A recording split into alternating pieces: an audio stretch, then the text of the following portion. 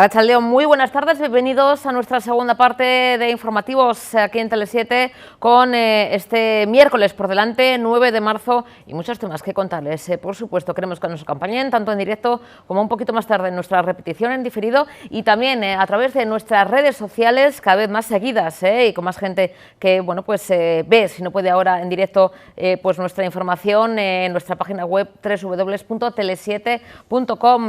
Hoy, 9 de marzo, pues ha sido un momento, mejor dicho, de concentraciones en apoyo al pueblo ucraniano. En el caso, por ejemplo, de Bilbao, ha mostrado este mismo mediodía su solidaridad con el pueblo de Ucrania a través de una concentración silenciosa de 5 minutos de duración celebrada en la escalinata exterior del Ayuntamiento bilbaíno. El acto, que ha estado abierto a la participación de todos los ciudadanos y ciudadanas, ha estado presidido por el alcalde de Bilbao, Juan María Burto, junto al resto de la corporación municipal y principales altos cargos municipales. Una concentración en solidaridad con el pueblo ucraniano que está resistiendo con uñas y dientes a esa invasión rusa y que ha contado también con la presencia, entre otros, de Unai Rementería, diputado general de Vizcaya, Ana Tadui, presidenta de las Juntas Generales Vizcaínas, y también de miembros de la Asociación Ucrania Euskadi,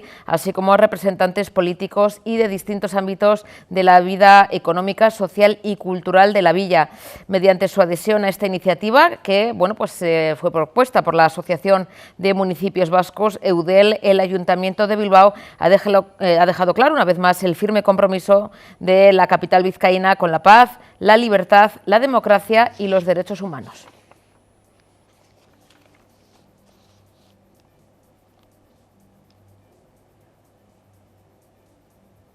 Y vamos a mostrarles un par de tuits. En uno de ellos, el presidente del Gobierno, Pedro Sánchez, ha manifestado la conversación que ha tenido de nuevo con el presidente de Ucrania, Zelensky, donde le expresa su apoyo y también de sus socios europeos a todo el pueblo de Ucrania.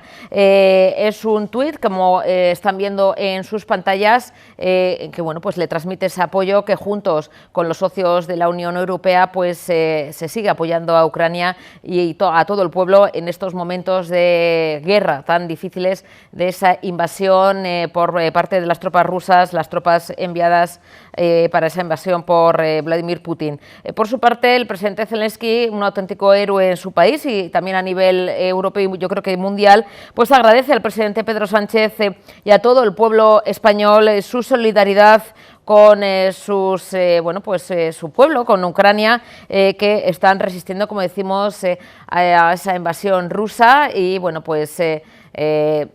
está también comentando esa idea o esa petición de adhesión a la Comunidad Europea que ya se ha trasladado en más ocasiones por parte del presidente Zelensky a los miembros europeos, a los máximos responsables de querer formar parte de la Comunidad Europea y hay conversaciones, no sabemos si será efectivo o no será efectivo, pero en este caso con ese tuit Zelensky agradece, mejor dicho, el apoyo del pueblo del Estado español contra esta agresión rusa, como califica, y agradece esa solidaridad que está apareciendo en todos los rincones del Estado. Aquí en Euskadi ya lo hemos ido contando, con esa recogida de diferentes elementos necesarios para esas personas que escapan del horror de la guerra, las personas refugiadas que están llevando a cabo el mayor éxodo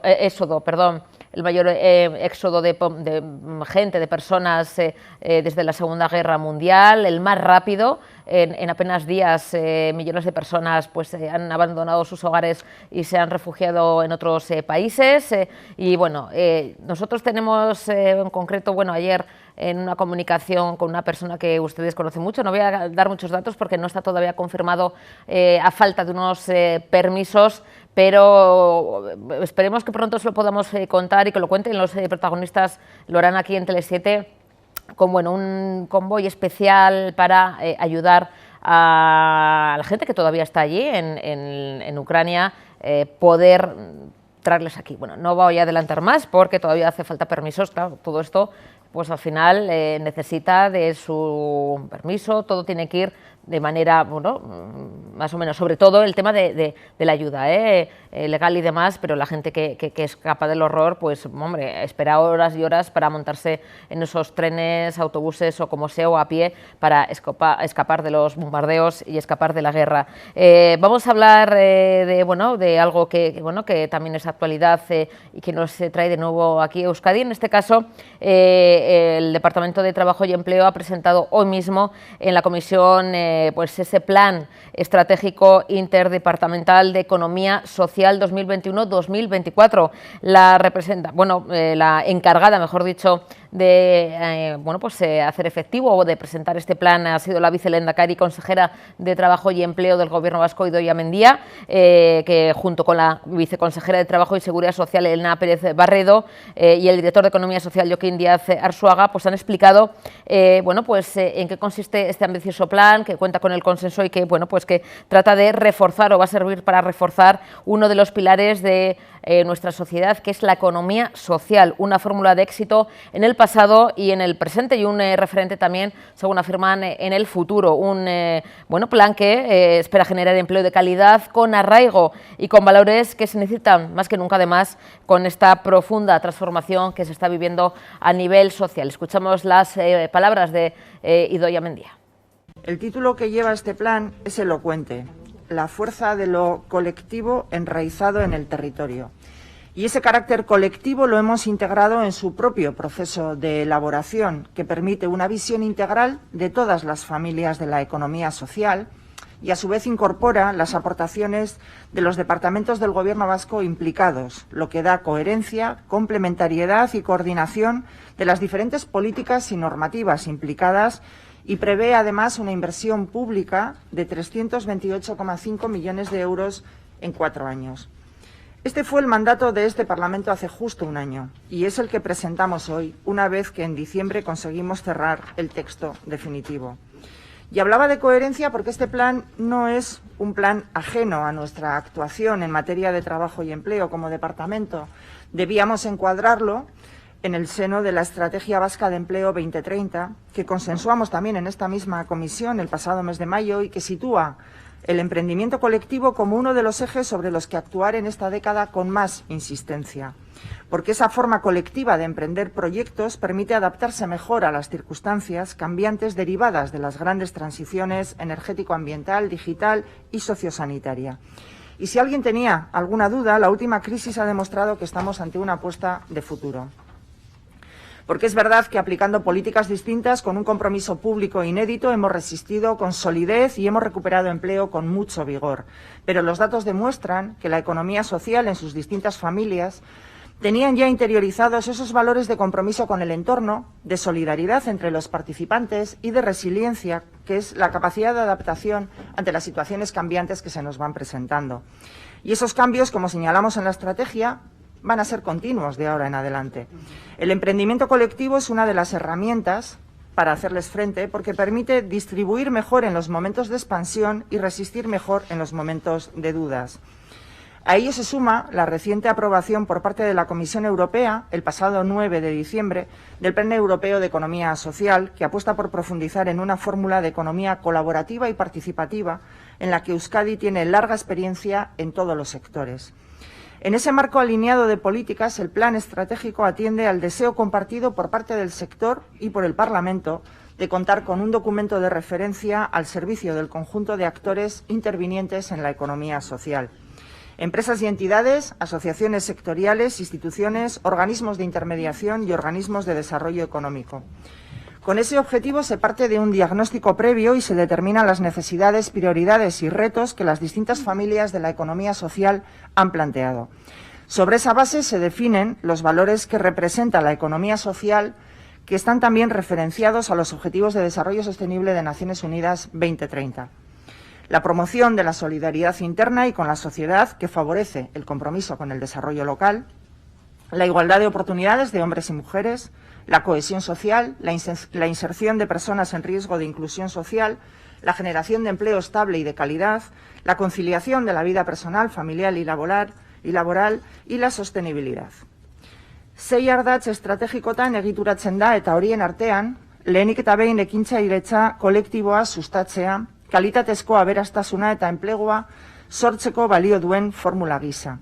Prestakuntza, gure gazteek ezagutza eta gaikuntza handiagoa lortzeko, gizarte ekonomiarekiko interesa areagotzeko, eta ekonomiaren modu alternatibo bat ikustaraztea, planaren izenburuak dioen bezala, lurraldean errotzen dena. Laneko sailburu ordeak eta gizarte ekonomiarako zuzendariak dagoeneko ezagutzen duzuen plana honen xehetasunak azalduko dizkizuete nahi dituzuen ekarpenak jaso aurretik.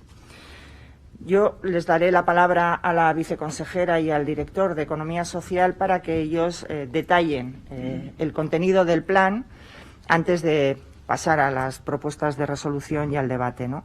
Yo lo que espero es que este debate sea fructífero, como el que permitió la aprobación de la Ley de Cooperativas en este Parlamento y como siempre suele ser habitual en esta Cámara cuando se trata el tema de la economía social. Y sí les quiero decir que este espíritu que venimos compartiendo es mirado con muchísima envidia en el resto del mundo, porque, como saben, en diciembre participamos en el Congreso Mundial de Cooperativas y aunque por distintas razones este Parlamento no pudo acompañarnos, yo expliqué no solo el modelo y los valores, sino también cómo habíamos sido capaces de construirlo de la mano, todos juntos, por encima de nuestras diferencias políticas. Y tengo que decirles que de todas las experiencias que pudimos conocer, fue la más reconocida y la más referenciada por todos los intervinientes. Y es algo extensible a todas las familias de la economía social que esperaban también este plan en el que se han implicado a fondo y a las que también quiero aprovechar hoy para agradecer el esfuerzo que han hecho durante toda la elaboración de este plan interdepartamental. Bueno, y es un placer recibir al otro lado a José Donoso. Él es director general de UNEF, la Unión Estatal Española de Fotovoltaica. Buenas tardes, señor Donoso. Bienvenido. Arratsaldeon, buenas tardes a todos. Arratsaldeon, bueno, ¿me permite tutearle? Por supuesto. Muchísimas gracias, que recasco, José. Vamos a hablar de algo que preocupa mucho, es más, ya está circulando hasta, bueno, pues memes, bromas y demás de lo de antes de cuando éramos pequeños o niños, nos daba miedo la oscuridad y ahora nos da miedo la factura de la luz. Esto es algo que está circulando por la red, por sacar un poquito, ¿no?, de humor al tema, pero que, claro, nos asustamos cada vez que vemos esa factura. Y yo creo que esto va a ir para más. Ayer mismo se llegaba a un récord histórico en cuanto, José, al precio de la electricidad, de la luz, y esto no sé si tiene visos de mejorar. ¿Por qué estamos pagando tanto? ¿Tiene que ver con la guerra, con la invasión de Rusia a Ucrania, o realmente ya esto viene de antes porque no podemos olvidar que enero fue uno de los meses también con la factura más alta, con el recibo más alto en la historia? O sea que no sé si estamos aquí diciendo que todo es por la guerra, que también, pero ya esto venía un poquito de antes. Pues efectivamente, la guerra es un factor que ha acelerado o que ha perjudicado más. Está ayudando a incrementar una tendencia que ya veníamos viendo en los últimos meses. Los factores de la crisis de precios altos de la energía eléctrica que estamos viviendo en este momento son diversos. Por un lado, tenemos un precio del gas que se ha disparado por la salida de la crisis motivada por el COVID.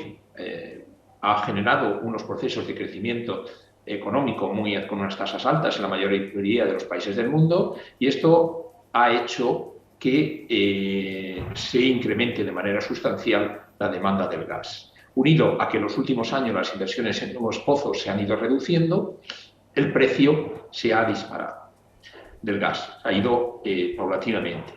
Evidentemente, ya las previsiones de una posible crisis en Ucrania y el estallido de la guerra han tenido un efecto acelerador.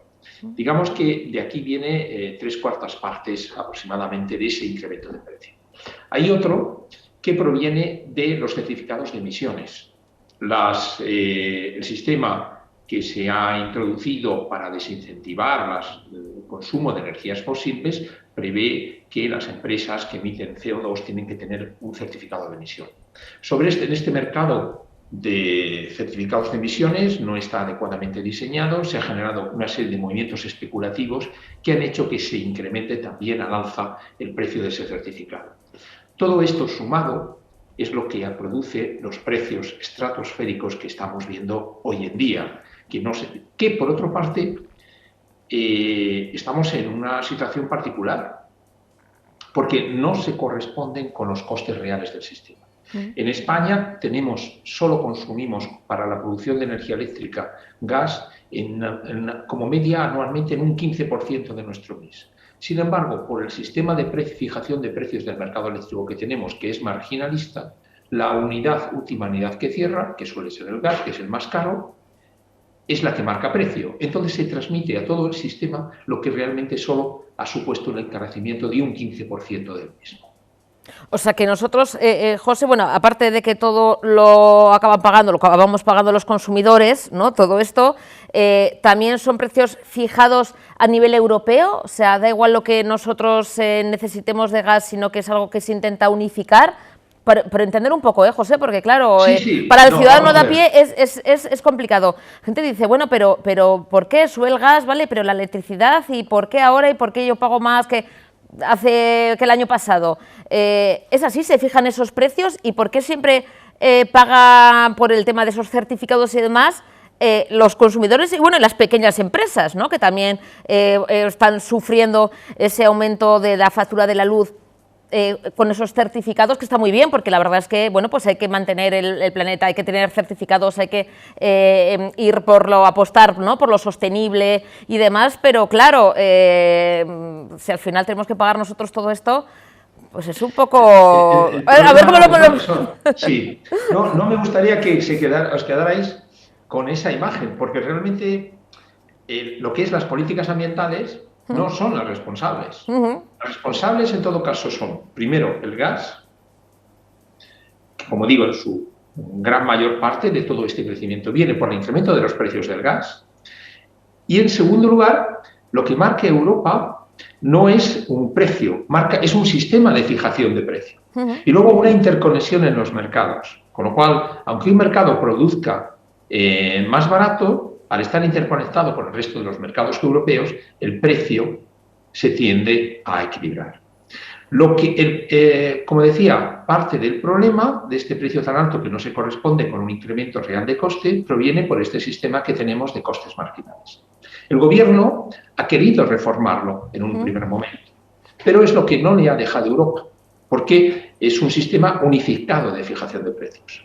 Ahora lo que estamos viendo en los últimos días es que Europa, con las últimas comunicaciones que ha hecho la Comisión Europea, se ha acercado o ha adoptado las posiciones del Gobierno español y va a ser muy importante la reunión que está prevista en Versalles este próximo viernes para ver si se permite reformar ese mercado.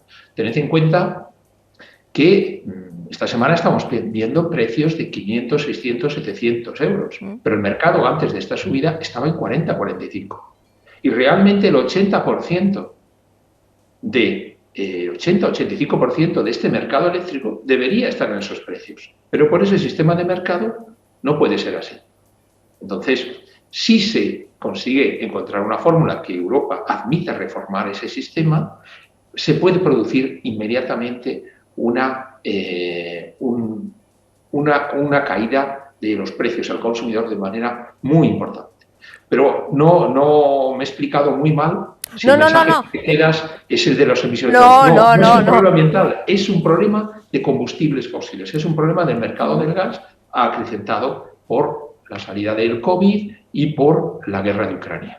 José, me encanta esta aclaración porque, bueno, al final es algo muy costoso a veces de entender, ¿no? Porque los ciudadanos de a pie, ¿no? Vemos la factura, nos podemos quejar, pero luego no entendemos, nos llegan muchas informaciones. Yo te agradezco porque yo, como también consumidora, ¿no? de electricidad, evidentemente, como ciudadana de a pie, no queremos dar esa imagen, Yo he preguntado el tema de los certificados, pero como comentas, para nada, eso es una nimiedad, teniendo en cuenta el tema de otros factores que lo has explicado maravillosamente bien y yo te agradezco, porque a veces que no entendemos, no sabemos y ahora ya podemos comprender un poquito más de dónde viene, ¿no? Esta subida. El tema, por ejemplo, ahora bueno, pues... si me permites, un chascarrillo, a mí también, en el sector eléctrico hay un meme, bueno, un chascarrillo porque existe desde antes que existieran los memes, que dice que si alguien te explica el recibo de la luz y lo entiendes, es que te lo ha explicado mal. Es que es complicado, José. Todo el mundo debería entender claramente ese recibo, qué paga y por qué lo paga. Exactamente. Para manipulaciones. Y nunca mejor dicho, tú, José, nos estás aportando luz a este tema, porque es complicado. José, has comentado el tema de, por ejemplo, del gas, ahora con lamentablemente todo lo malo que está trayendo la invasión de Rusia a Ucrania, pero algo, si se puede llamar, no sé, positivo o lo mínimo que podemos sacar un poquito en claro es el tema de, bueno, pues de no depender tanto de Rusia como, bueno, pues exportador de gas. Están buscando otras alternativas. ¿Esto puede favorecer también para que seamos un poquito más en Europa independientes con lo que tiene que ver con el gas? Y, por ejemplo, incluso hay negociaciones o hay comunicación del presidente Sánchez con Argelia, ¿no? Bueno, realmente España no es muy dependiente. Apenas, si no se recuerdo bien, apenas solo el 4% de nuestro gas viene de Rusia. La distribución de España en el pasado era muy dependiente de Argelia, pero después de algunas crisis con Argelia aprendió a diversificar su mix energético. Todavía es nuestro mayor importador, somos nuestro mayor suministrador de gas es Argelia, pero tenemos un mix de gas muy diversificado. Pero lo importante que tenemos que aprender de esta crisis es que necesitamos ir adelante con el proceso de transición energética lo antes posible. Primero, con el ahorro y la eficiencia energética. O sea, antes todo el mundo teníamos internalizado el que no se salía de una habitación con la luz encendida. Yo ahora me paso el día apagando las luces encendidas que dejan mis hijos. No está internalizado en las nuevas generaciones ese hecho. Y eso es muy importante porque ese consumo de electricidad tiene un coste económico y ambiental. Entonces tenemos que concienciarnos en eso, tenemos que concienciarnos en avanzar en esa transición ecológica, porque la guerra de Ucrania también nos está enseñando una cosa. Si el comportamiento de Europa, si no dependiera tanto del gas ruso, sería diferente. Y además estamos dando la paradoja que Rusia está financiando la guerra con el incremento de precios de gas que se está produciendo por esta escalada de precios motivada por la guerra. Es decir, esta tremenda paradoja de que estamos en contra de Rusia en la guerra, pero le estamos financiando la guerra. Pero esto además nos tiene que llevar, es decir, tenemos que ser más, avanzar en la soberanía energética, porque al final es soberanía nacional. Y la forma de un país como España, que tenemos recursos solar, tenemos viento y tenemos territorio, es avanzar en esa transición renovable, sea con plantas en suelo, sea con el autoconsumo. Porque el autoconsumo es la forma que los ciudadanos se pueden, por una parte, vacunar, ahora que está el término de moda, contra estas subidas de precios. Se vacunan porque ya no les afectan, al menos en esa parte que autoconsumen, al tiempo que están demostrando su compromiso en la lucha contra el gran problema que tenemos, que se nos olvida por estos problemas que van surgiendo, que es la emergencia climática. José, el tema que es algo que también bueno, la gente anda un poquito despistada, el tema de los tramos horarios, ¿esto tiene un sentido, un porqué en unos tramos, eso famoso, ¿no? Que nos hicieron hasta una tabla, ¿no? Ahora la gente se ha olvidado, ahora vuelve otra vez a preguntar, ¿pero cuándo es el tramo, ¿no? El valle, lo más alto, lo más bajo? ¿Cuándo pongo la lavadora? ¿Cuándo pongo las vajillas? A las 11 de la noche no, porque molesto a los vecinos. ¿Por qué hay esa diferencia? ¿Cuál es un poquito también el sentido, ya que lo explicas también, José, para que la gente entienda el por qué es más barato o más caro poner pues un electrodoméstico que consume mucho, como por ejemplo un lavavajillas o una lavadora, en un tramo que en otro? Vamos a ver, el sector eléctrico tiene una particularidad. Es uno de los pocos sectores que tú le tienes que diseñar no para el consumo medio de los ciudadanos, sino para el consumo de un momento pico. Imagínate que en España tenemos una media de consumo que puede mover entre los 20 y 25 gigavatios hora. Pero hay un momento al día, solo 10 minutos, 5 minutos, que llegas a 40. Si tú no tienes capacidad para producir esos 40, se produce un apagón y eso no nos lo podemos permitir. Entonces, para tener un consumo, un sector eléctrico más eficiente, que necesitas aplanar esos picos.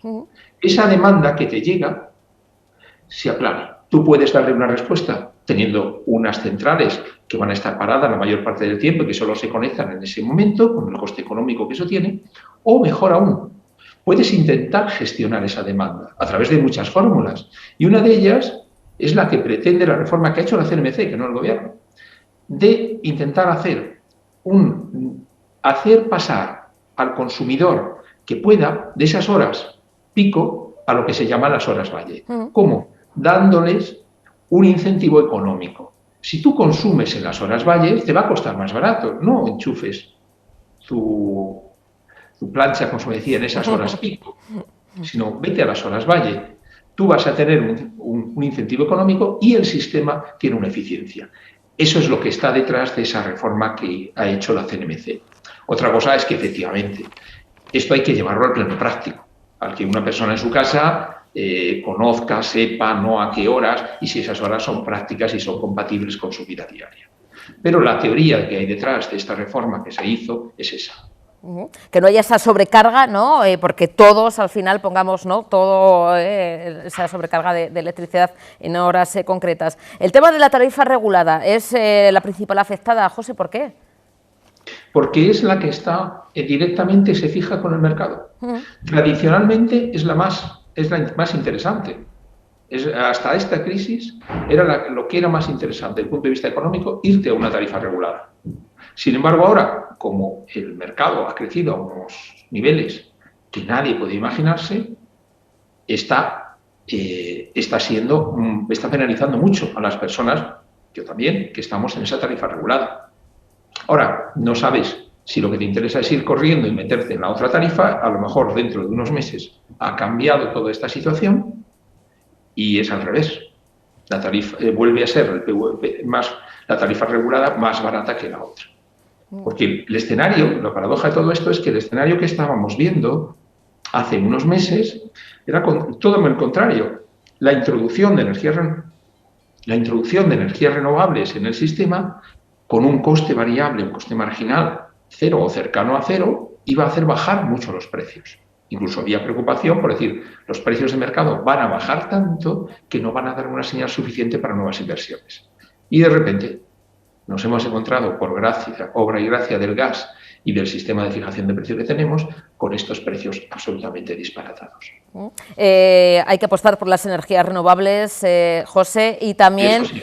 No sé si poner velas a que santo para que en esa reunión que, como comentas, va a tener lugar el viernes, haya luz, nunca mejor dicho, al final del túnel y consigamos un poquito cierta tranquilidad, ¿no? Porque la subida de carburantes, la subida de los alimentos, de los cereales, del aceite de girasol, consecuencia del aceite de oliva, bueno, etc., pues por lo menos que podamos planchar, cocinar y tengamos luz y a ver si con esta reunión, como comentas, José, se consigue un poquito volver a cierta normalidad. Hay esperanzas, ¿no? Sí, pero sobre todo yo diría que a medio y largo plazo tenemos esperanza, porque nuestro país tiene una ventaja competitiva muy grande. Tenemos sol, tenemos territorio, la tecnología fotovoltaica la tenemos todos, pero el sol que hay en España, las horas de insolación y la capacidad de tener territorio para economías de escala no la tiene ningún otro país de nuestro entorno. Y esa ecuación, según vayamos introduciendo y acelerando la introducción de energías renovables, va a suponer que en el futuro tendremos la energía eléctrica en España más barata que ningún otro país de nuestro entorno. José, ¿y eso luego nosotros, entre comillas, nos podremos beneficiar de ello, es decir, también exportarlo a otros países? Eso sí y no. Sí lo vamos a poder exportar a otros países, de hecho, por el sistema europeo, depende cómo se reforma el sistema de mercado, pero si es como el actual, lo que va a hacer es equilibrar. Nosotros exportaremos y a la vez, y como exportamos, se subirá el precio en España. Pero tenemos una limitación, que es las interconexiones. Las interconexiones en España son muy limitadas, están en torno al 5%, cuando en la Unión Europea quieren que sean al menos del 15%. Pero si esas interconexiones, incluso España puede ser, digamos que igual que Oriente Medio exporta petróleo, España podría exportar electricidad a el resto de Europa. Hombre, es que José, tenemos muchas horas de sol y tenemos, bueno, esa también inversión, ¿no?, en energías renovables. Bueno, vamos a aprovechar también ¿no?, la coyuntura y vamos a hacernos fuertes, ¿no?, como exportadores también en este caso de energía, como otros países. José, la verdad es que ha sido súper interesante, hemos entendido todo a la perfección, que como comentas, es costoso todo esto porque no es un tema fácil, pero yo sé que mucha gente ahora mismo va a decir, ah, mira, ya decía yo, ahora entiendo mejor las cosas y bueno, pues hay un poquito esa esperanza. José, ha sido una charla muy productiva, muy interesante y yo sé que nos vamos a ver dentro de poco porque no sé por qué me da que seguiremos reclamando vuestra ayuda y vuestra presencia aquí en Tele7, así que lo dicho, gracias por colaborar con nosotros. Un besazo enorme. Un besazo a todos, a ti y a todos vuestros televidentes. Gracias, a vuestra José. disposición para poder aclarar lo que podamos del complicado mundo, pero fascinante mundo de la energía, sobre todo de las energías renovables. Gracias, José, un placer, gracias. Vamos a un momento un poquito de tensión. Hoy se ha celebrado en el Congreso el pleno de control al Gobierno estatal, el Ejecutivo de Pedro Sánchez, y ha comenzado calentito, ha comenzado así, pues intenso. Luego iremos mostrando algunos de los momentos, las intervenciones también, en este caso, bueno, de los partidos políticos vascos, pero como decimos, el inicio ha sido, pues así, de estos inicios que no dejan indiferente. La portavoz del Partido Popular, Cuca Gamarra, pues ni más ni menos, en su intervención, primera intervención, ha interpelado y ha preguntado al presidente, bueno, más que preguntar, ha acusado al presidente Pedro Sánchez de utilizar la guerra o la invasión de Rusia a Ucrania, bueno, pues como un poquito cortina de humo, ¿no? Como para poner de excusa para, bueno, subir los precios, impuestos y demás. También, al final de su intervención, lo van a escuchar a continuación, pues se pide echar del gobierno de coalición al partido de Unidas Podemos. Ha tenido respuesta, por supuesto, de Pedro Sánchez y, bueno, pues ha habido bastante alboroto ahí en el Congreso. ¿Cuáles son las perspectivas ante la subida del precio del carburante? Hoy, el 50% del depósito de cualquier vehículo son impuestos. ¿Va a bajar usted los impuestos o sigue obsesionado con recaudar? Le pedimos que los baje. Política útil, señor Sánchez. El nuevo escenario macroeconómico por la invasión de Ucrania no le excusa de los errores del pasado. Lo que le exige son medidas extraordinarias que usted no toma. Ya le conocemos. Usted es el presidente de las 1000 coartadas. Primero utilizó la pandemia y hoy nos ha quedado claro que está usted dispuesto a utilizar la guerra. Ha llegado el momento de que cambie de criterio, como hizo con el envío de armas a la población ucraniana. Le animo a que siga con la rectificación, ese es su camino. Los españoles no nos merecemos que usted mantenga como ministros a quienes apoyan a Putin, a quienes dicen que el Partido Socialista y el Partido Popular somos los partidos de la guerra, a quienes quieren dejar a los patriotas ucranianos en la estacada, a quienes desestabilizan España. Tenemos el peor gobierno en el peor momento posible. Su credibilidad está por los suelos, por sus cálculos electoralistas. Silencio, y la por favor. Piense, sí, en nosotros para fortalecer España con políticas de Estado, pero tome decisiones y deje de buscar excusas. Y, señor Sánchez, expulse ya de su gobierno a Unidas Podemos.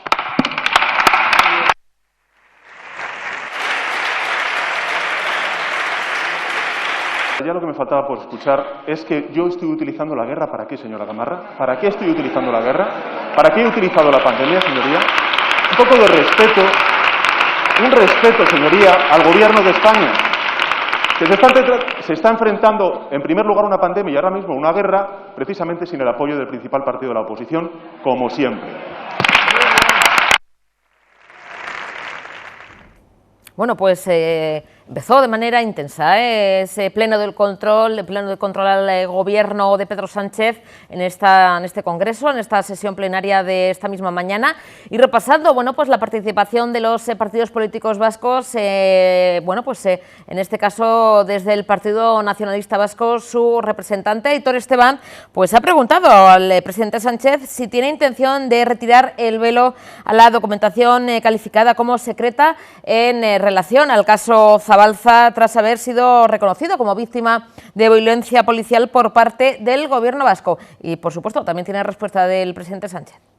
¿Tiene su Gobierno intención de retirar el velo a la documentación calificada como secreta en el caso Miquel Zabalza, tras haber sido reconocido por parte del Gobierno vasco como víctima de la violencia?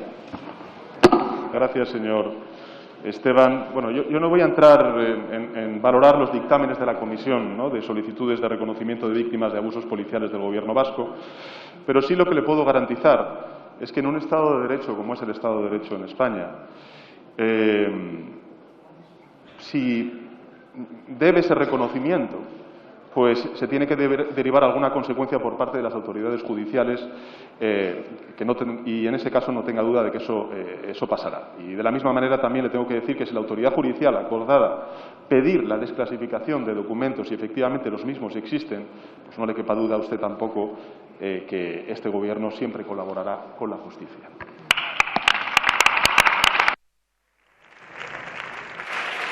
Señor presidente, se lo estoy pidiendo a un Gobierno que presume de echar adelante con una ley de memoria democrática y de tener todas estas cuestiones y la verdad muy en consideración.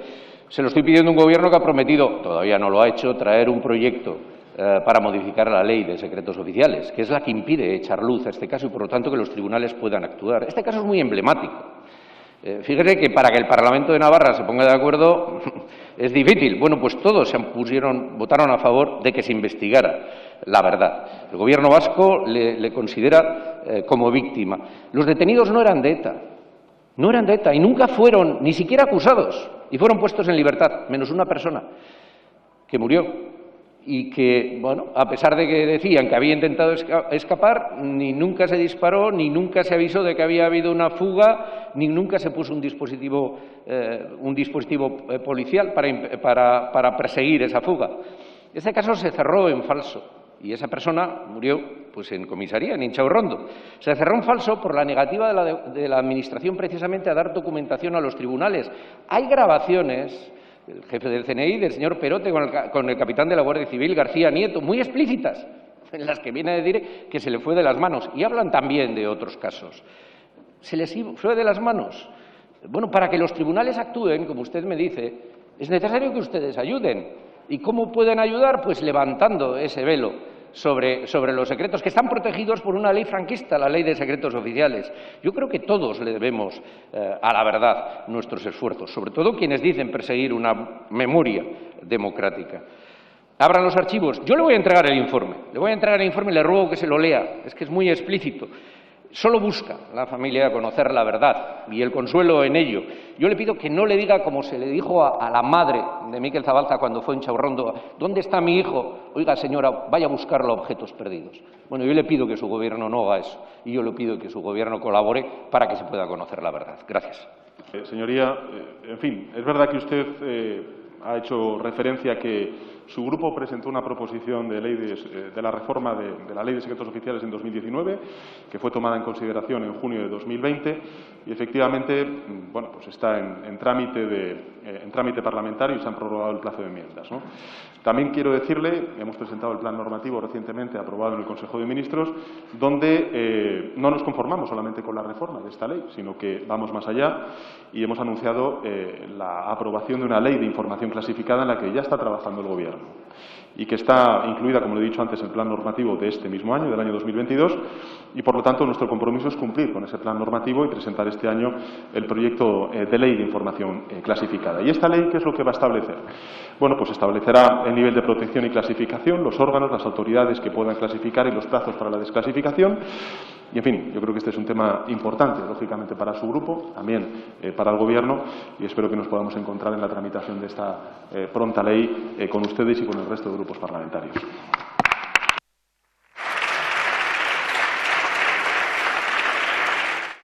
Bueno, tenemos en nuestras manos El juego de los crímenes perfectos, la última novela, trepidante novela de Reyes Calderón. Reyes, buenas tardes, bienvenida. Buenas tardes, encantada de estar con vosotros. Bueno, Reyes, la verdad es que son siempre joyas, eres una auténtica dama de la novela negra, del thriller, y con esta propuesta pues te has superado, porque la historia además de cómo surge, yo creo que la cuentes porque tiene su miga, ¿no?, de cómo surge la idea. Fíjate que es, entre comillas, rebuscada para buscar ese crimen perfecto.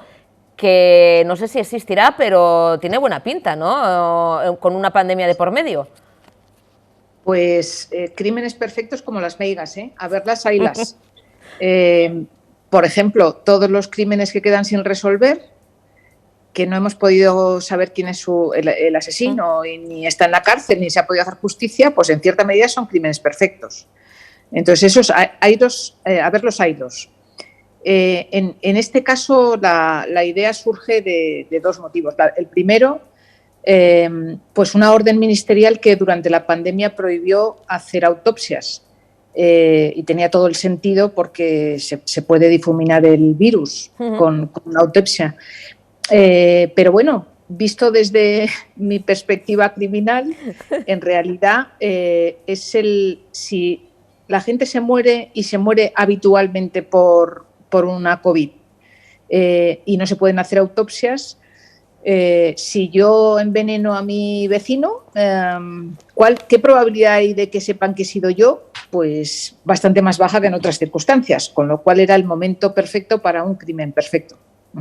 Esa mente criminal, como comentas, que se puso a trabajar a raíz, ¿no?, de la pandemia, y también de un escenario que también daba para impresionarnos, como fue el Palacio de Hielo, ¿no?, de Madrid, que se convirtió en una gran morgue y que fue algo que a todos nos impactó. No habíamos visto nada semejante más que en las imágenes, bueno, pues de una guerra, ¿no?, casi. Sí, de hecho el gobierno, nunca supe bien por qué, pero prohibió esas imágenes, pero aún así se difundieron por las redes y todos pudimos verlo. Y era horroroso no solo ver el número de cadáveres, sino cómo se cubrió esa pista de hielo de tiras verdes en horizontal y en vertical para poder sujetar y que los ataúdes no estuvieran sobre el hielo, ¿no? Pero lo que era horrible era pensar que tu abuela, tu familiar, tu padre, tu madre estaba en la fila 3, posición E, como si se tratara de un juego, ¿no? Pero claro, es que tenían que hacerlo así porque no había otra alternativa. Entonces, para mí, siempre pensé, nuestra vida volverá a retornar más o menos a lo que era cuando este Palacio de Hielo pueda volver a albergar niños que patinan, madres que quieren acompañar a los niños y se caen, nos caemos mientras estamos patinando. Por eso la novela empieza cuando el Palacio de Hielo está prácticamente vacío, o sea, volvemos ya a ver el hielo, ya no tenemos esa imagen dantesca, pero aún así queda un cadáver, un ataúd que es algo que nadie ha reclamado. Se ha mirado de quién es, porque hay una etiqueta en todos los féretros, para no tener que abrirlos había una etiqueta con los datos de la persona fallecida, pero en este caso los datos corresponden a una persona que está vivita y coleando en su casa. Con lo cual, bueno, podría ser un error de clasificación o podría ser otra cosa. O podría ser un crimen perfecto y el asesino o asesina estar campando a sus anchas, de nuevo metiéndote, bueno, pues en esa mente, en ese recorrido por la psicología de un criminal. Reyes, esto es algo muy atractivo, siempre decimos, ¿no? Hay veces que nos atrae más, ¿no?, es el lado opuesto al nuestro, ¿no?, que intentamos ser buenas personas, o por lo menos lo intentamos, porque tienen algo de complejo, de extraño. ¿Cómo es ese recorrido que tú haces por la mente de un criminal, intentando entender, comprender, para plasmarlo en la novela y que no sabemos si sale o no de rositas, pero intentar un poquito explicar también al lector o lectora cómo es el proceder de una persona que a priori es un asesino, no es una persona enferma, o sí, no sabemos? Bueno, hay muchos tipos de asesinos. Por ejemplo, si a una persona en una situación absolutamente extrema, un acceso de ira empuja a otro que se cae y se muere, pues puede haber un asesinato, un homicidio. Pero no estamos hablando de eso, estamos hablando de una persona que fríamente planifica un asesinato, que se siente como si fuera un artista arrancando la vida a sus semejantes. Estamos hablando de un asesino en serie, gente que normalmente no tiene ningún tipo de empatía por sus conciudadanos, porque ve en ellos instrumentos para su servicio. Suele ser gente que no ha tenido cariño de niños, hay bastante correlación en esto con los asesinos seriados, gente a quien nadie ha querido y por tanto ellos no saben querer, no son capaces de de empatizar, de ponerse en tu situación, ¿no? Y esa gente además suele ser muy narcisista, le encanta que le adulen, le admiren, sobre todo ¿quién? El que supuestamente puede meterle en la cárcel, cogerle, que suelen ser la policía. Este tipo de asesinos suele llamaros a vosotros, los periodistas, y os enseña una foto, o va haciendo fotos para mostrar, os manda notas. ¿Por qué? Porque aunque así se eleva la probabilidad de que le pillen, pero así se eleva también su ego, ¿no? Ese narcisismo que tienen les conduce a esto. Esa gente, solemos decir, hay una expresión, también estamos diciéndolo mucho ahora en Ucrania cuando vemos estas salvajadas, ¿no?, que están ocurriendo. Decimos, qué inhumano, ¿no? Qué gente tan inhumana. Inhumano quiere decir que no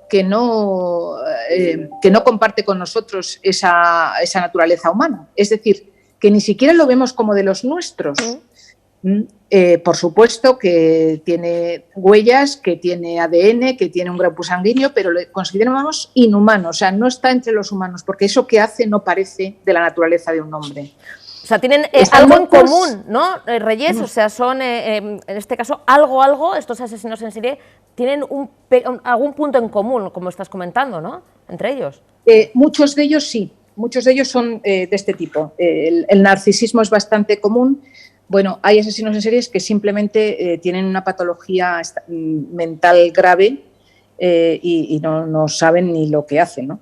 Que digamos que están aquejados de una determinada locura, o pues no sé, un esquizofrénico que no toma las pastillas y que al final te ve a ti, lo que está viendo es pues a un león que le quiere morder o a un demonio o lo que sea. Esas personas tienen una patología determinada y además identificada. Hay otros que esa patología, pues bueno, están entre nosotros, son un poquito raros, pero viven en sociedad, pero tienen ese punto de ser incapaces de empatizar con el resto. No pueden compadecerse, no pueden padecer con nadie, no pueden alegrarse con nadie. Normalmente fíjate, es una cosa curiosa que se explica muy bien en los libros, que cuando intentan imitar alegría se les nota que están imitando, porque ellos son incapaces de alegrarse con otro, ¿no? Reyes, fíjate, salvando mucho las distancias, porque estamos hablando afortunadamente de ficción, aunque lamentablemente hay casos reales, pero antes que hemos hablado, ¿no?, y estamos además todos los días viendo estas noticias, podríamos decir que el señor Putin es un psicópata, podría ser un asesino de esta especie porque está haciendo asesinatos en serie, pero encima sin mancharse las manos, es decir, ordena a otros que hagan su trabajo, pero tiene cierto narcisismo porque también le gusta ver y le gusta que se hable de él, le gusta ser el centro de atención, pero en cambio él toma las decisiones pero sin mancharse las manos. ¿Podría entrar dentro de una persona con este tipo de psicopatía? Hombre, yo no soy psiquiatra y no puedo decir más que lo que dice el sentido común. Hay gente que nace o que digamos que desde la infancia padece esta psicopatía, y hay otros que con el tiempo se emborrachan de poder de tal manera, se rodean de aduladores de tal manera que se terminan convirtiendo en otro Hitler, que es algo que he leído bastantes veces en la prensa en estos días, ¿no? Esos rasgos en el señor Putin, ¿no? Y yo no soy psiquiatra y no lo puedo decir, pero sí que la historia nos ha contado este perfil muchas veces y no aprendemos. Reyes, afortunadamente con tu novela nos sumergimos en la ficción, aunque lamentablemente sí que hay personajes de este tipo en la realidad. Hay, hablando de personajes, una nueva incorporación, dejas de lado a la jueza, ¿no?, a nuestra Lola, y bueno, hay una nueva protagonista, ¿no? Sí, Lola está de vacaciones. Que se lo merece también, ¿eh? Sí, Lola mejor está de vacaciones, entre otras cosas porque los jueces tienen algún problema con el tema de las mascarillas. Si estás tomando declaración a una persona con una mascarilla, no le ves los gestos, no puedes saber si miente, no puedes... O sea, no son buenas declaraciones, con lo cual ha decidido, o sea, está cansada de mascarillas y se ha ido de vacaciones, pero vamos, espero que vuelva. ¿Volverá? De momento tenemos a Paloma Padierna, que es una joven médico en el Hospital Gregorio Marañón, una joven internista, que lo único que quiere es dormir, porque están todos los médicos y los sanitarios están agotados después de la pandemia, de estar tanto tiempo encerrados en casa. Todo el que tenía que haber ido antes al médico fue todos a la vez, y entonces estaban todos pobres, agotados. Y esta chica lo único que piensa es en dormir. Pero hay una persona, un asesino, que ha puesto los ojos en ella. Ella no lo sabe de momento, no se lo vamos a decir, pero bueno, todo llegará. ¿El lector va un poquito más avanzado que los investigadores, que Paloma? ¿Cómo es un poquito el juego también que mantienes con los lectores, lectoras? ¿Vamos a saber nosotros un poquito más de información antes de el tema de la investigación, de la policía, o vamos a ir a la vez? Bueno, se ven, es una novela muy de 360, se ven los distintos personajes desde las distintas perspectivas, y el lector puede ir conduciéndose en esta telaraña, ¿no? Pero es evidente que el juego es un juego entre la policía y el asesino, que por un lado no quiere que le pillen y por otro lado quiere dejar pistas para demostrar, entre otras cosas, que él es mucho más listo, que es capaz de esos crímenes perfectos, ¿no? Nosotros, como lectores, ¿qué vamos a estar haciendo? Pues yo creo que leer muy deprisa, porque la verdad es que es una novela bastante adictiva. La curiosidad que tenemos todos dentro, y muchos de nosotros además tenemos una especie de si no es un policía, vamos a subirnos de escala, que para eso estamos donde estamos, pues oye, inspectores directamente, ¿no? Inspectores o inspectoras de policía, y vamos a ir intentando ayudar a la policía a hacer este camino con este asesino, ¿no? Porque no conocemos su identidad, vamos a ir descubriendo esas pistas en esta trepidante novela, Reyes, como comentas, muy adictiva, y que ya te estará llegando, bueno, pues ese feedback de los lectores y lectoras. ¿Qué te están comentando? Pues la verdad es que todo el mundo me dice lo mismo, que lo han pasado francamente bien, que no podían dejar de leer. Empieza a estar ya entre en las listas de más vendidos en muy poco tiempo, con lo cual se ve que es una opinión bastante generalizada. Yo estoy contenta, y sí que me gustaría pues que fuera de esas novelas que te quita el sueño, porque te quedas un poquito más de lo normal leyendo antes de dormir, y que fuera una novela que se prestara mucho. Normalmente se prestan las novelas que te gustan, las que no te gustan no las prestas. Pero hay que tener cuidado de ponerle tu nombre, porque si no, muchas veces no te las devuelven. Yo siempre digo, además, Reyes, con esta novela que yo tengo en mis manos y que ya ha empezado y que, como comentas, nos está quitando horas de sueño, que menos mal que existen los antiojeras, porque así luego, por la mañana, hombres y mujeres y hombres, aquí todos nos ponemos nuestro antiojeras, y así, oye, no se nota que nos han dado las tantas leyendo a Reyes Calderón, porque, oye, es por una buena causa, un poquito de antiojeras y no ha pasado, y aquí no ha pasado nada. Exactamente. Reyes, esa es la filosofía. Vamos a tener a la doctora Padierna en más novelas, va a tener continuidad su personaje, nos vamos a quedar con ganas de más, sin duda, y va a tener más recorrido. Yo le he cogido cariño.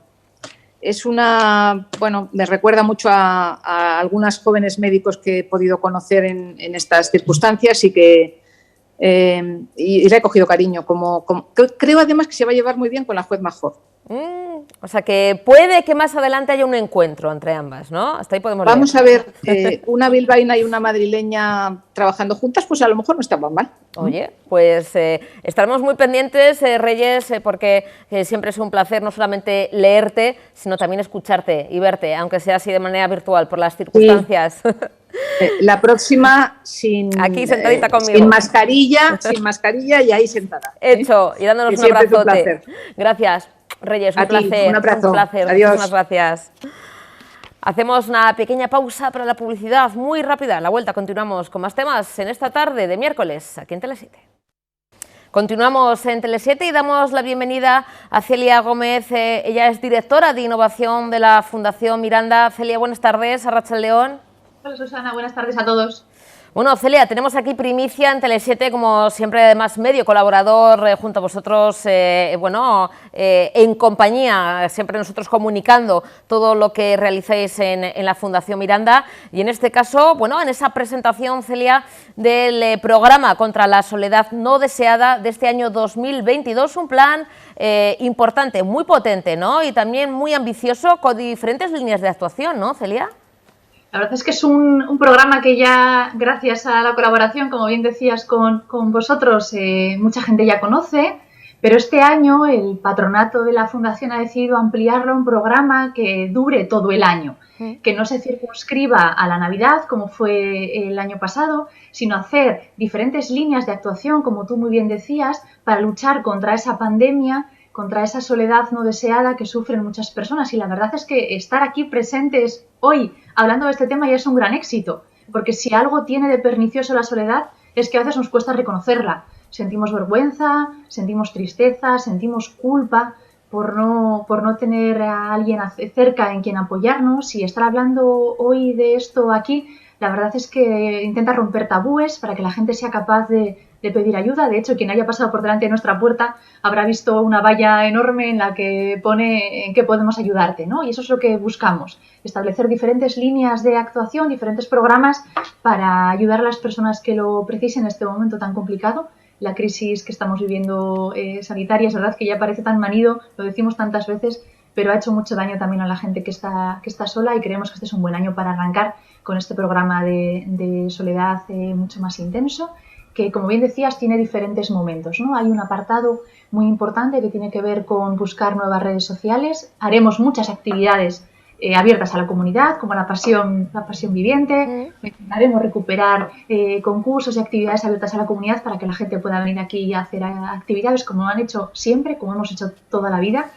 Hay un programa muy bonito que se llama Comedor por la Vida, que invitamos a las personas a que vengan a comer con nosotros de lunes a viernes al centro de día. Al final, comer es una actividad social, más en nuestra cultura, y hay mucha gente que come sola, que mal come, que no baja la compra por no cocinar solo para uno. Entonces les invitamos a que vengan a comer con nosotros.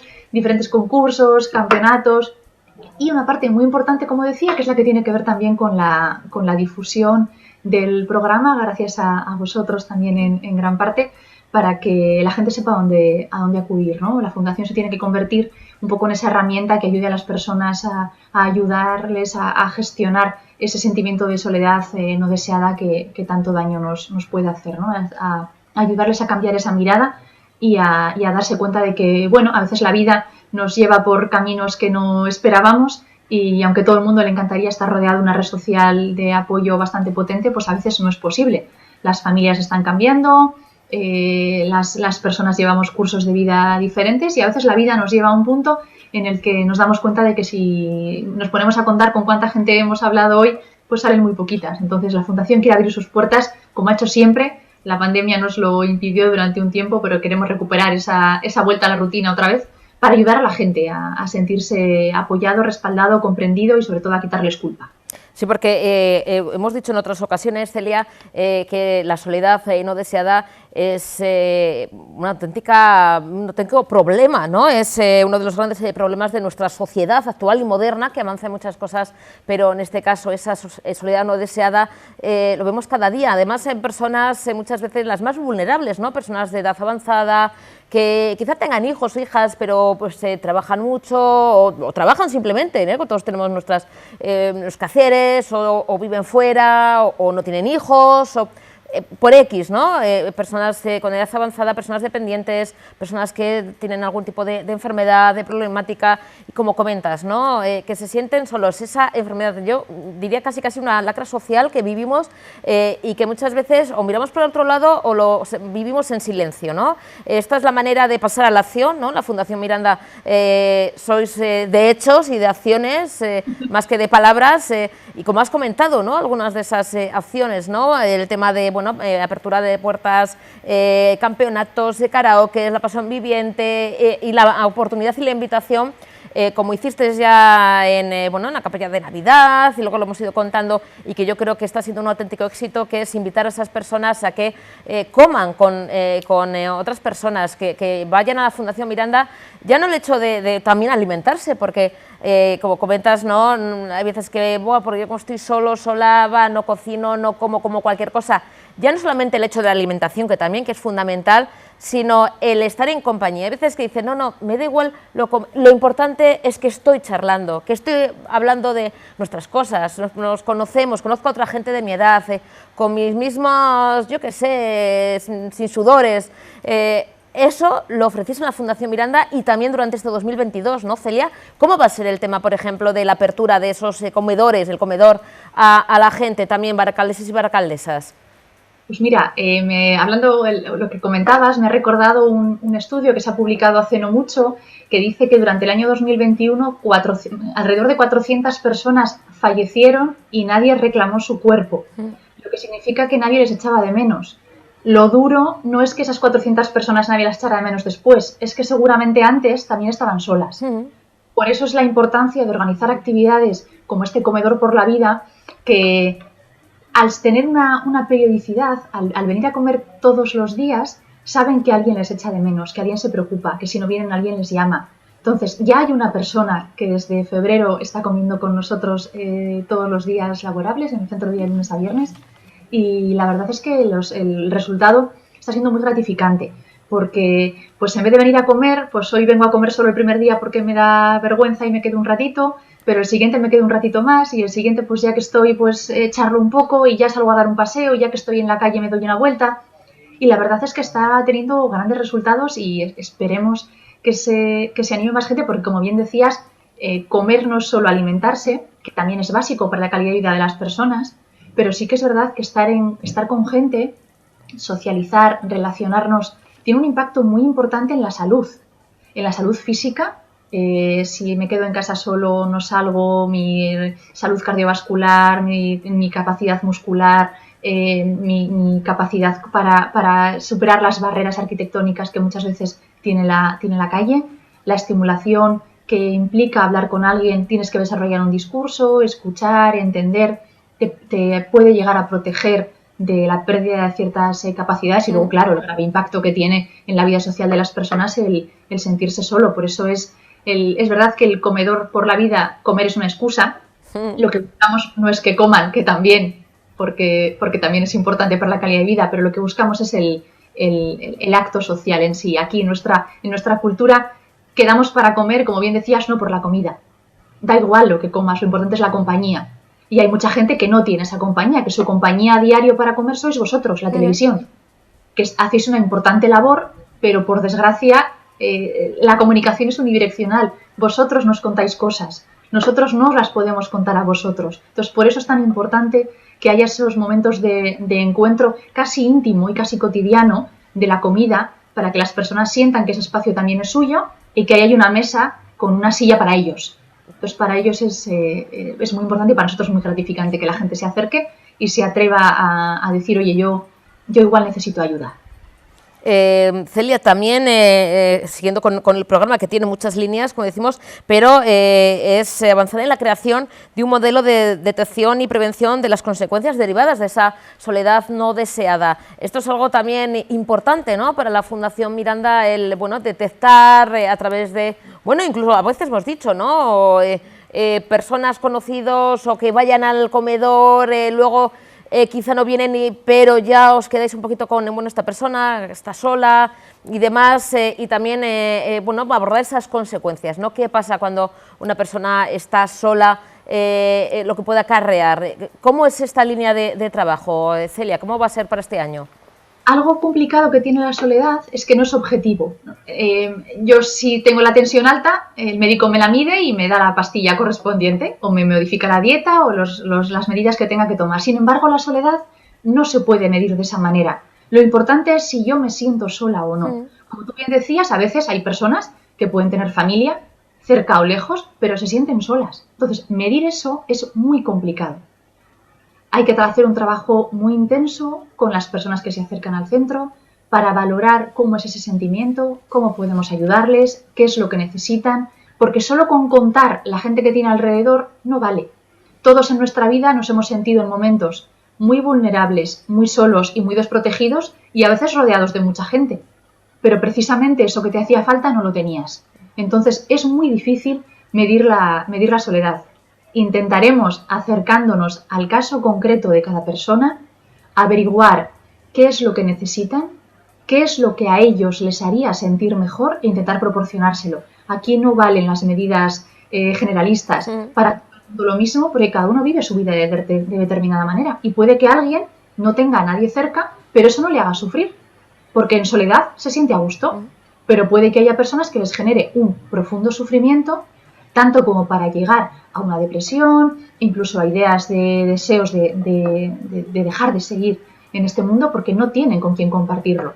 Entonces, llegar a medir eso objetivamente va a ser imposible, pero sí que intentaremos abordarlo desde la perspectiva más de la percepción subjetiva que tengan las personas de lo que tengo a mi alrededor, cómo me hace sentir. ¿Me hace sentir bien? ¿Es suficiente o necesito algo más? Y para todas aquellas personas que sientan que necesitan algo más, que vengan a la Fundación, les contaremos qué es lo que nosotros podemos ofrecer. Nos gustaría ofrecer mucho más. Como solemos decir, el cuidado es ilimitado, pero a veces no podemos llegar a todo porque los recursos no lo son.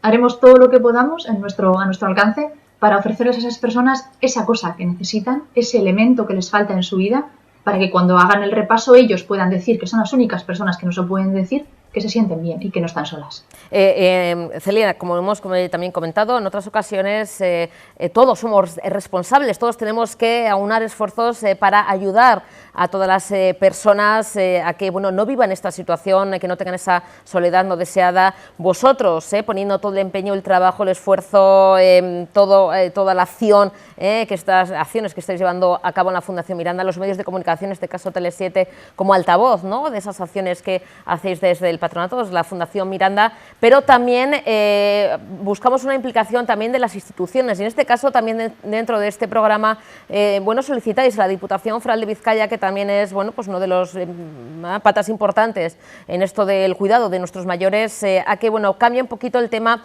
por ejemplo, del decreto foral que permite el acceso, ¿no?, relativo a los servicios públicos, a las plazas concertadas, mejor dicho, para entendernos, que ofrece la Diputación en los diferentes centros, ¿no?, para que incluya la soledad no deseada también como uno de los, vamos a decir, ¿no?, de las, es que no quiero decir enfermedad, pues de las situaciones que puede llevar a acceder a una plaza concertada, ¿no?, de la Diputación. ¿Es así, Celia? Exacto, es que como es tan difícil de medir, a veces la dejamos fuera y creemos que es un elemento, una circunstancia vital muy importante para determinados organismos. Es verdad que para la Diputación Foral todo el tema de las ayudas, ayuda a domicilio o acceso a los centros residenciales es importante. También en el servicio de salud, por ejemplo, quizá los médicos de primaria, enfermería de primaria y demás, quizá debería ser un elemento importante a tener en cuenta, porque hemos dicho que tiene consecuencias graves en la salud, física, psicológica, mental. Entonces lo que reivindicamos es que sea un elemento más que a la hora de acercarse al caso de una persona en concreto para ofrecerle recursos y servicios, que se valore, que se tenga en cuenta cuál es la situación de esa persona. Porque ahora mismo preguntamos con cuánta gente vive, por ejemplo, o si tiene hijos o no.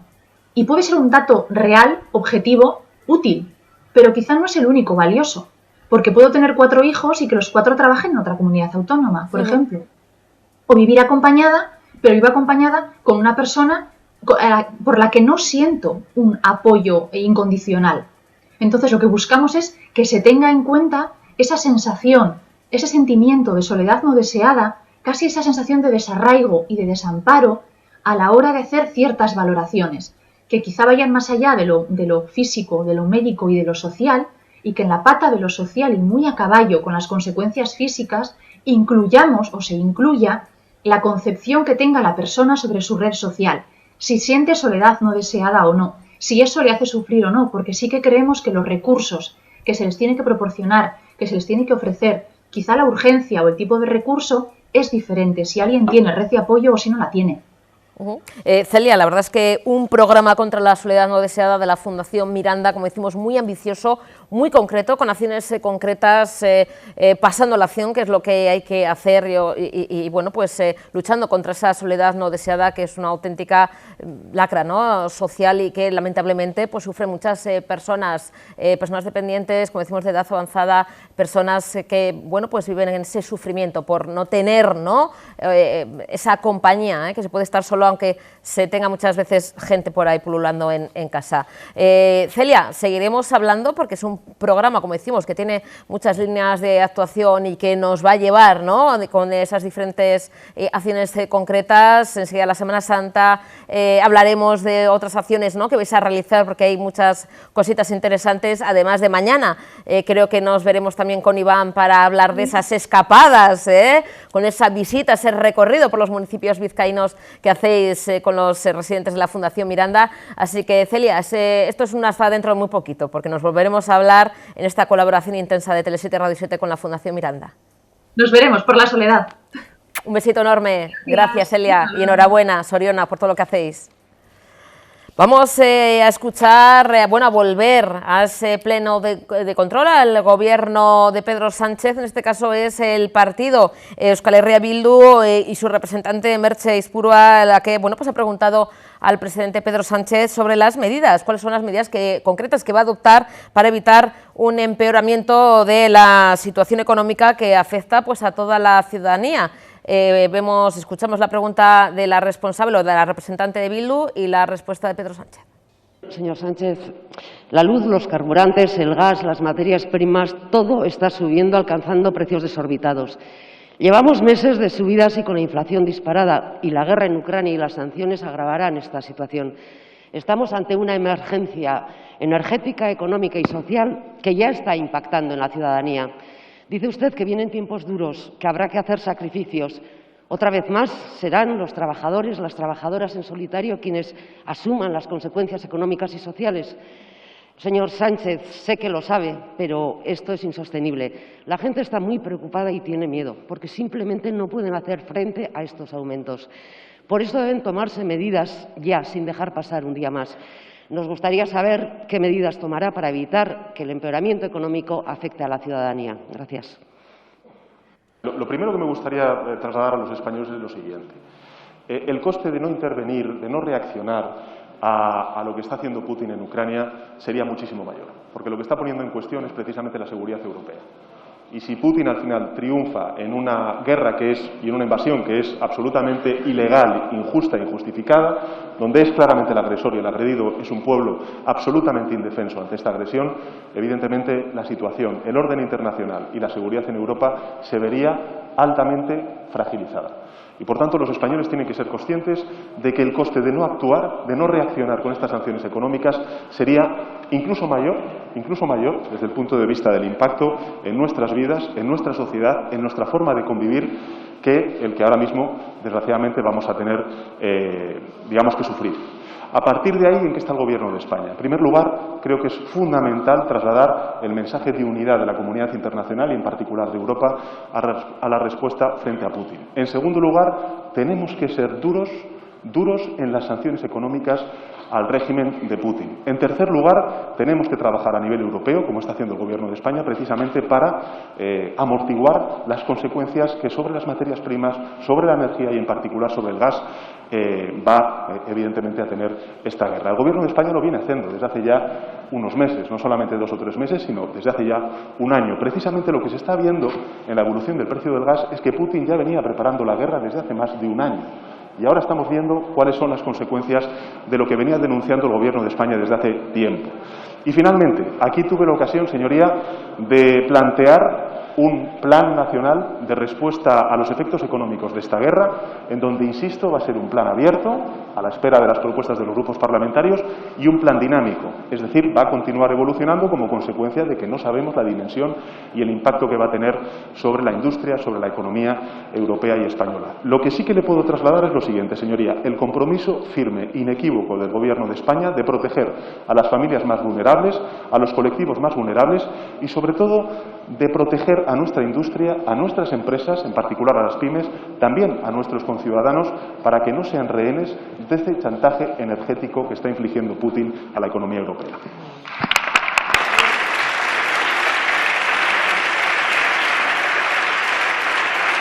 Sí, señor Sánchez, bien, valoro esos compromisos, pero yo lo que le estoy pidiendo son medidas.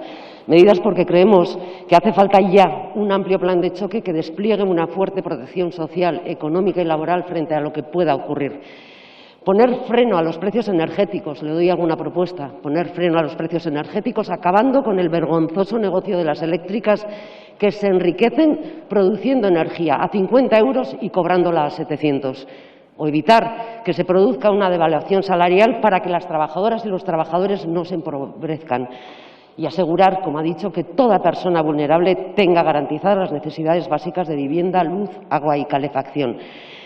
Y también que las pymes que sustentan el empleo y vertebran el tejido productivo e industrial puedan hacer frente a esta crisis y mantenerse. Todo esto y mucho más será necesario y serán necesarias medidas. Y esta vez deberán ser las grandes fortunas, las grandes empresas, las eléctricas o los bancos, esos que nunca lo han hecho, quienes deberán soportar el peso mediante impuestos especiales. Porque si no, los sacrificios de los que usted advierte recaerán sobre la mayoría social y trabajadora y compartirá conmigo que ya han soportado bastante. Los trabajadores llevan desde 2008 en crisis intentando recuperarse sin conseguirlo junto a generaciones que no han conocido otra cosa que los tiempos duros. Esta es la situación y creemos efectivamente que es hora de ser responsables. Si apuesta por desplegar la protección económica y social necesaria sin recortar derechos ni empobrecer a la ciudadanía, no tenga ninguna duda de que contará con nuestro total apoyo. Muchas gracias. Bueno, pues eso ha ocurrido, un resumen de lo que ha ocurrido hoy en el Pleno de Control al Gobierno de Pedro Sánchez. Y precisamente Pedro Sánchez, el presidente, ha presidido también hoy mismo el Foro Nacional de Ciberseguridad. Con sus palabras ya nos despedimos porque no tenemos tiempo para más, pero eso sí, mañana prometemos volver con todos ustedes y con toda la información. ¿Dónde si no? Aquí en Tele7, en su casa. Un besito, agur. Antes se comentaba precisamente que la cultura de la ciberseguridad aún no impregna a la industria, a la economía española en su máxima plenitud y también al conjunto de la ciudadanía por extensión. Y creo que precisamente, por un lado, la colaboración público-privada y por otro lado también actos como este, donde ponemos de relieve y en valor lo que estamos haciendo conjuntamente, es muy importante. Por eso quisiera felicitar a la secretaria de Estado, a Carme, a la directora del Centro Nacional de Inteligencia, a Paz y, por supuesto, también al general Ballesteros por su liderazgo junto con el resto de expertos, expertas y el resto de instituciones que estáis aquí presentes, ¿no? Creo que este Foro Nacional de Ciberseguridad pues representa el espíritu de colaboración, de cooperación y de coordinación entre todos los actores que conforman el modelo de ciberseguridad de España. Un modelo que creo que podemos calificar como ampliamente especializado, diría también que regulado, que entiende la ciberseguridad como una política de Estado bajo el paraguas de la seguridad nacional y cuyos primeros trabajos queremos reconocer y quiero agradecer también con mi presencia y participación en el acto que hoy nos reúne. Bien lo comentaba antes el secretario, o mejor dicho, el general Ballesteros, ¿no? El director del Departamento de Seguridad Nacional. La Estrategia Nacional de Ciberseguridad de 2019 ya apuntaba precisamente las características que habíamos comentado, ¿no? De colaboración público-privada como un elemento clave y por ello pues impulsó este Foro Nacional de Ciberseguridad como un espacio de entendimiento, de consenso, de diálogo en el que se integran representantes de la sociedad civil, expertos independientes, el sector privado, la academia, las asociaciones, centros de pensamiento que seguro que pueden aportar muchísimo a este debate con el fin de potenciar y crear esas sinergias público-privadas. Quiero recordar que el Foro Nacional de Ciberseguridad se constituyó precisamente el 22 de julio del año 2020, es decir, en plena pandemia, lo que añadió no pocas dificultades al reto que supuso poner en marcha esta importante y novedosa iniciativa. Recuerdo que En fin, tuvimos que celebrar muchos consejos de ministros en plena pandemia en el famoso espacio del Departamento de Seguridad Nacional.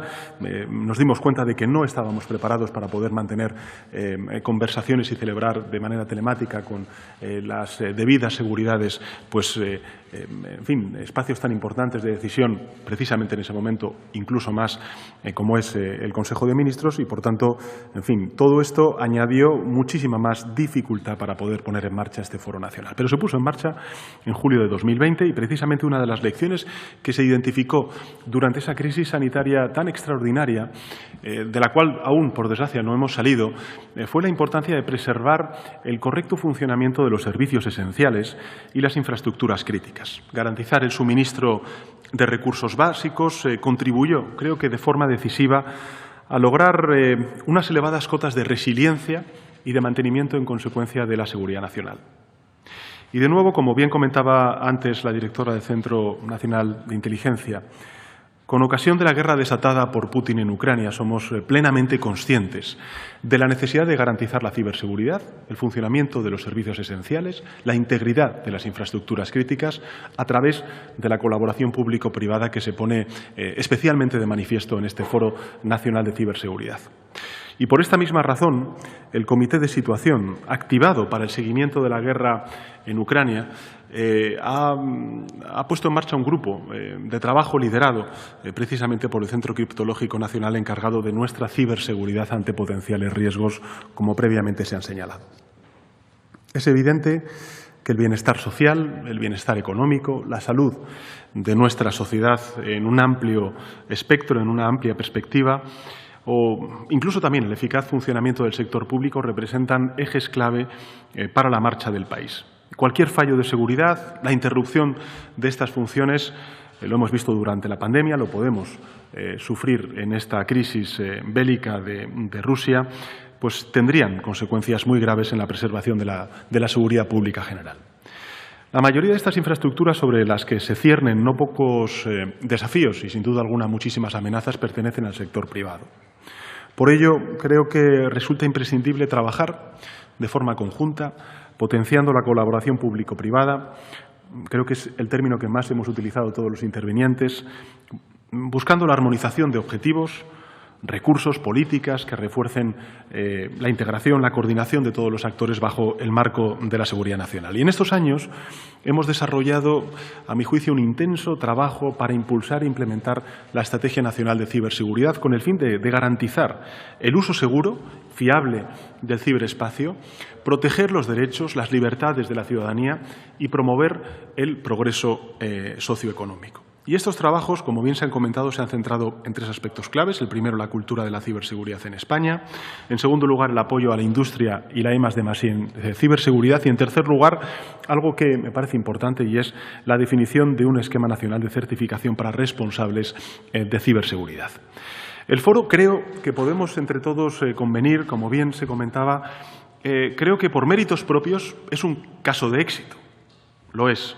Reconocido a nivel nacional, lo estamos haciendo precisamente en este acto, pero también a nivel internacional, como una buena práctica que creo que podríamos extrapolar a buena parte de otros ámbitos de la vida social y política institucional y también de otros países, muchos de los cuales pues, ya se han interesado precisamente por esta iniciativa. Quiero destacar la exposición que se hizo de la estructura de ciberseguridad nacional y del papel del foro en el marco de la iniciativa internacional contra el ransomware que lidera Estados Unidos. Ello ha hecho posible que España haya sido designada para liderar uno de los grupos de trabajo de esta iniciativa y a mí esto me parece que nos sitúa precisamente a la vanguardia de lo que antes se refería por parte de la Secretaria de Estado, de Karma, de que estamos siendo una referencia también en el ámbito de la ciberseguridad a nivel global. El Foro Nacional de Ciberseguridad se acaba de presentar también en el seminario bilateral sobre ciberseguridad Estados Unidos-España, que ha tenido lugar hace pocos días, aquí precisamente en Madrid, organizado por el Ministerio de Asuntos Exteriores y la Unión Europea. Me parece que es de una extraordinaria importancia, tiene un valor cualitativo porque sitúa a España en uno de los países referentes y creo que esto también hay que felicitarse por ello y reconocerlo a sus impulsores. Allí participaron por la parte española todos los actores ciberpúblicos, así como una nutrida representación de la empresa privada española. Algunos de los aquí presentes estuvieron en ese foro. Bueno, ¿cuáles son los próximos pasos? Aquí se han indicado. Yo creo que el foro debe continuar trabajando intensamente a través de los grupos de trabajo. Por este motivo creo que el Consejo Nacional de Seguridad ya ha establecido las nuevas líneas de trabajo en las que actualmente se están desarrollando muchísimos debates dirigidas en distintas direcciones. Aquí se han comentado aumentar la concienciación del ciudadano en ciberseguridad, fomentando su necesaria corresponsabilidad. A mí esto me parece básico, esencial, el incorporar, el tener como aliados precisamente la ciudadanía, que comprenda precisamente cuáles son los riesgos que se tienen en el ciberespacio. En segundo lugar, incorporar la ciberseguridad en el buen gobierno corporativo de las empresas, algo en lo cual se ha señalado tenemos todavía muchísimo campo que recorrer. Internacionalizar nuestra industria de la ciberseguridad. Esto también es una gran oportunidad para posicionar a España desde el punto de vista industrial y económico en el ámbito internacional. Analizar las propuestas formativas existentes para fomentar una formación y capacitación de mayor calidad. Yo creo que en este sentido, precisamente el que esté aquí, la CRUE es fundamental. Tenemos extraordinarios ingenieros de telecomunicaciones. Necesitamos adaptar mucho de su currículum universitario y de grado precisamente a estas nuevas demandas de formación y de capacitación en ciberseguridad. En quinto lugar, analizar las capacidades actuales ante las necesidades de la industria de la ciberdefensa. Y, en sexto lugar, mejorar la colaboración público-privada en el ámbito regulatorio de la ciberseguridad. Y, en este sentido, creo que es muy importante el que podamos conversar, el que podamos conocer desde el sector público cuál es el impacto, el alcance, la dimensión de lo que necesita el sector privado a la hora de la regulación. En muchas ocasiones, desde el sector privado se ve al sector público no como un aliado, sino como como un obstáculo. Y creo que es importante también que conozcáis que no es así, que somos aliados, que tenemos una causa común, que es precisamente convertir a la ciberseguridad en una política de Estado y que en muchas ocasiones nuestro problema probablemente tenga más que ver con la falta de conocimiento y el no estar tan al día a día de estas materias como lo pueda estar, por ejemplo, el sector privado. Y, evidentemente, también en un ámbito tan dinámico como es el del ciberespacio, algunas veces la regulación puede quedar obsoleta en un tiempo récord. Y, en ese sentido, es importante también que seamos conscientes de que no hay obstáculos, no hay dificultades. Lo que hay es, precisamente, pues a lo mejor problemas de cadencia o simplemente de desconocimiento y por eso es muy importante reforzar ese diálogo. En fin, yo creo que, como hemos anunciado próximamente, el Gobierno tiene previsto aprobar un Plan Nacional de Ciberseguridad. Dicho plan, el más ambicioso que se ha elaborado durante estos últimos años, contempla más de 100 actuaciones esenciales para garantizar la ciberseguridad nacional.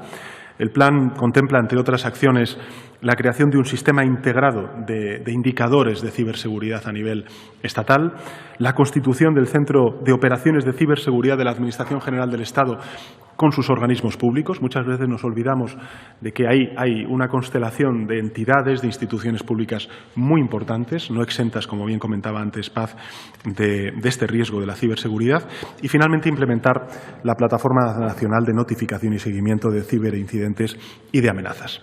Bueno, quiero terminar con dos agradecimientos. El primero, al sector público, que está aquí representado, pero como hacía antes en el breve que hemos tenido encuentro con algunos de los representantes del sector privado, quiero agradecer a los 117 expertos y expertas, tanto del sector público como del sector privado, muchos de ellos aquí presentes, vuestro trabajo.